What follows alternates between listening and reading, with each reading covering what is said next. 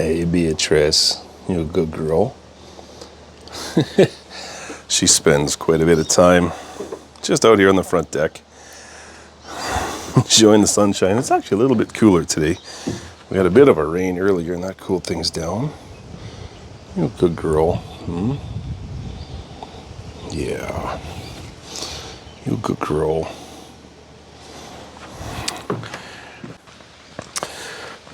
Just to talk about what happened today. And the only word that I can think of that really describes my experience today is overwhelming. Earlier today, I reached out to some of our Facebook friends, the ones that have been buying puppies from us for the last number of years. And there's over 100 now, well over 100 in Newfoundland. And I put a post into the Facebook group this morning just saying, guys, we got 2 puppies left to sell. Maybe get the word out there, help us keep the momentum going. We need these puppies sold. And as I said, the response was absolutely overwhelming. One lady who's just been such a good friend to us, her name is Denica, you know who you are. She texted back and said, done, as in consider it done.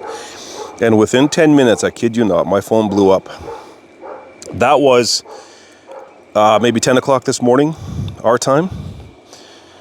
Now it is about 7 o'clock in the evening. And I think I just finished responding to the last reply. It has been absolutely overwhelming. All 4 of these are the last 4 we have, are now spoken for. 3 out of these 4 are going to Newfoundland, which means that only 2 out of 23 didn't go to Newfoundland. 2 of them are staying here in Manitoba. The rest are all going to Newfoundland. And that is just incredible. And I don't want to make this, a super long video of me just talking. We're going to do a walk and talk with Cooper and Morty and Poppy. They got some energy to burn off. So we'll do a little walk and talk with the big dogs. Cooper does his customary stop and drink from the bird bath. That's his thing. But I just wanted to go back to the overwhelming thing. Literally, words fail me. And if you know me at all, you know that's rare. But just such a deep gratitude. We've been in the puppy business now for a little over 5 years. And pretty much right from the beginning, our puppies started going to Newfoundland. It never occurred to me. I don't know if I've told this story before. I don't know if it ever occurred to me that our puppies would go anywhere besides Manitoba. When we started this, I thought, well, we'll probably put an ad on Kijiji and local online classifieds and that sort of thing. And we'll sell them here in Manitoba, and it'll be a fun way to share the breed that we love with people that we love. And it'll be simple, right? Well, it really is quite simple. But right from the get-go, I think with our very first litter, I started getting phone calls from Newfoundland, and we were only advertising here in Manitoba. There's a fellow by the name of Andrew. And I actually ignored most of the calls, all of the calls coming from Newfoundland. Every time I saw a 709 area code, I ignored it because I thought, it's a scam. I've been scammed before, or people have attempted. And the thought just never occurred to me that puppies travel outside of their own province. But the one day came and I answered the call, and it was Andrew. And I was maybe a hint sarcastic. And I said, can't you buy puppies in Newfoundland? And he said, well, actually, not really. I mean, there's breeders here, but there aren't very many. And I'm not making any, generalizations here, but in his words, he said, they don't have great genetics. They're usually smaller. We want a full-size one. And I don't necessarily trust them. And he didn't, again, I'm not generalizing. I'm just repeating what he said. I'm certainly not suggesting that applies to every breeder out there, but this is how the conversation went. So we sold him a puppy. And I very clearly remember that first trip to the airport. And I got to the airport with that first puppy, not really knowing what I was doing. Fortunately, there was another breeder at the airport. And the crazy thing is, in 5 years, I've been in the airport many times. I've never run into another breeder at the airport. It's just that one time. And he talked me through the process. He looked at my crate and said, that's too small. They won't let that on the plane. So he gave me a crate. Very grateful for that. He gave me a crate that was bigger. I think I might have traded him. I think I did. I gave him the new one I had. And we sent our first puppy to Andrew in St. John's. And basically the rest is history. The word spread, and now it's about 95% of our puppies go to St. John's, to Newfoundland, and go all over the province. And we've sold them now to every single province except for Prince Edward Island. I'm sure that'll happen one day as well. We've had people drive out from Calgary, Edmonton, Saskatoon, and Toronto. We've shipped them to BC, Ontario, Quebec, all over the Maritimes. And one thing I've learned is you guys out in Newfoundland are a pretty tight-knit bunch. And as a very relational person myself, I can deeply appreciate that. And I can't make any, again, assumptions or generalizations about life out there, but it seems to me that when you find somebody you trust, you guys spread the word. And we are deeply grateful to have been on the receiving end of that trust and that loyalty. Just in case you wonder about how clean your dog's water has to be. They drink out of every puddle. They're gonna go back into their kennel with crisp, clear, fresh water in a minute, and they know that. And they'll drink out of this muddy puddle. So don't let anybody tell you you gotta have filtered reverse osmosis Appalachian mountain water for your dogs. But anyway, I digress. Back to the point. We are just so deeply grateful to have been on the receiving end of the loyalty and trust. And it is so incredibly important to me, to us as a family, to never violate that trust. And to the absolute best of our abilities, never to disappoint. But you know what? We do make mistakes. And I believe we've been able to rectify the mistakes we've made. That's why I can't say we will never disappoint, but we will do our absolute level best not to disappoint. But what happened today was beyond overwhelming. And I give Denica a lot of the credit, although there's others too. But I put out the word that we needed help selling our last 2 puppies. And within 10 minutes, my phone absolutely blew up. I could not keep up with the messages and the message requests. And I have a normal job. I install aluminum eaves troughing on houses. So I couldn't just deal with my phone all day. I had to go to work as well. But it still took me until 7 o'clock tonight to respond to the last message request. And I find myself in the position where I sort of have to choose who's taking the last puppy, because there's so many message requests. At some point I have to say the last puppy sold, and that's always a tough one for me. because I meet all these wonderful people today and we have all these conversations and I have to tell them, oh, I'm so sorry, it's sold. And of course, everybody's very understanding about it. But anyway, it's just with a deep sense of humility and gratitude and appreciation that I think about today. And for those of you that I only responded to here in the evening, I appreciate you too. It means a lot to me that so many people have reached out and we've added quite a few to our waiting list today. And I feel a responsibility to you on the waiting list. You will be my first contact when we have a new litter. You certainly will be. And usually what happens is by the time the next litter shows up, some of you will have found puppies already. Some of you will have changes in your life circumstance and you won't be ready for a puppy. And some of you will still be ready and waiting. And that's all we could possibly ask for.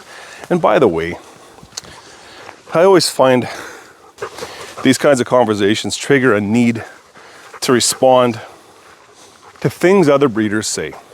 Here's another one. I didn't think of this in my last video.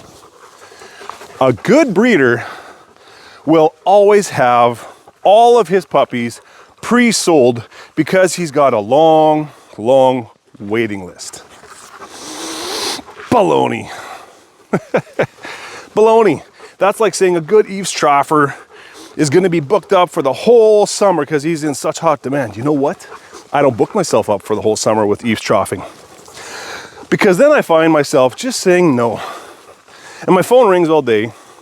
People message me all day, and all I can do is tell them, nope, sorry, I'm booked. So you know what? I do the jobs I have on the books, and when I'm almost, let's say, a week away from catching up, then I book some more. That's it. It's really that simple. I hate disappointing people, so I don't make commitments that far in advance. That's kind of my personality too. But a good breeder has every puppy pre-sold. I don't know about that. I think some breeders won't build a waiting list without a deposit, and they will find enough people to give them a deposit, and those people don't have the option to back out. We don't take a deposit for our waiting list. It costs nothing to be on our waiting list. That way, when you, a normal person like me, has a change in your life circumstance, I don't hold your money hostage. And we always say, when it does come time to buy, that we want a $500 non-refundable deposit. Guess what? Don't tell anybody. But we have on occasion refunded the deposit. When people's lives change and they can't avoid it, you know, they lose their job, or they go through a particularly difficult time, a divorce, or losing a loved one, heaven forbid, or any number of difficult things, who am I to say, nope, you're not getting your money back? Now, sometimes people make rash decisions. That's what the deposit is there for. I want people to think carefully before committing. $500 is a lot of money.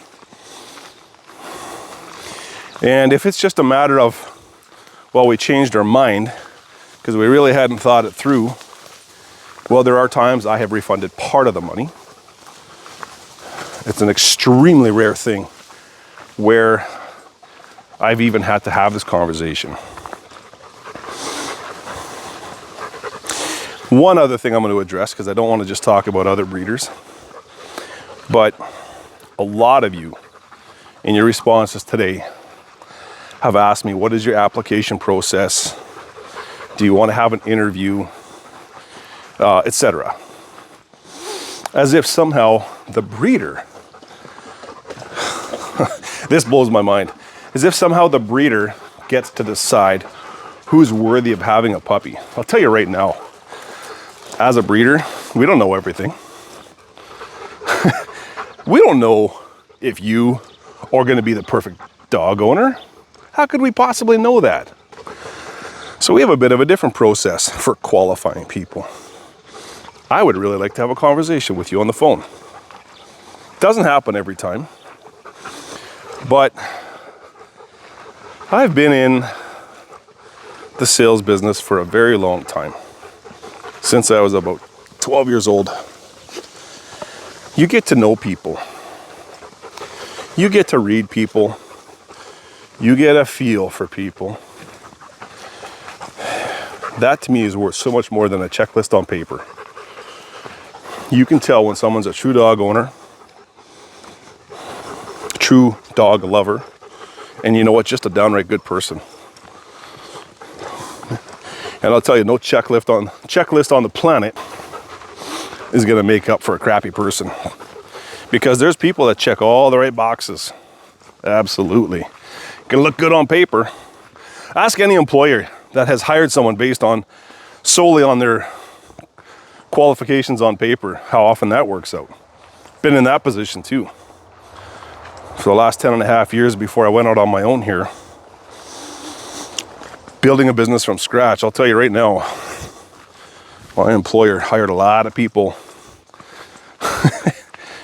And no offense to anybody over there, but a lot of people have been hired on qualifications and they didn't last 3 months, didn't last 6 months.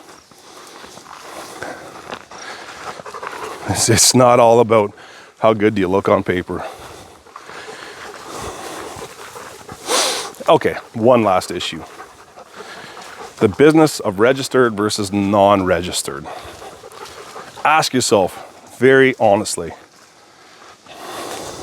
going back to the question of looking good on paper, ask yourself, what good does that piece of paper do?